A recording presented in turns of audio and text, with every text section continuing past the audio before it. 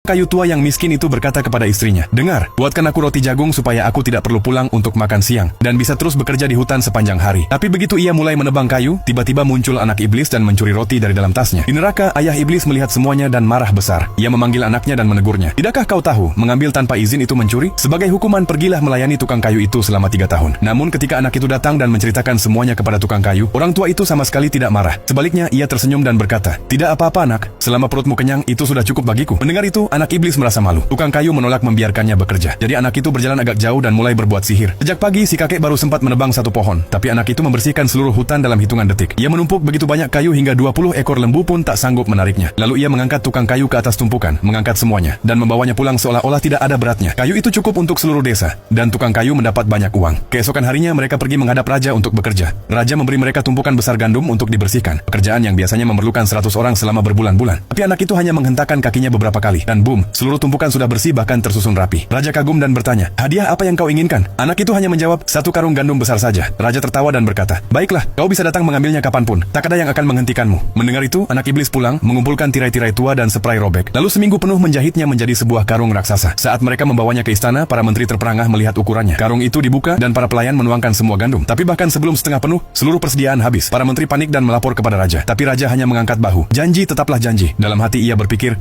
mana mungkin ada yang bisa mengangkat karung sebesar itu.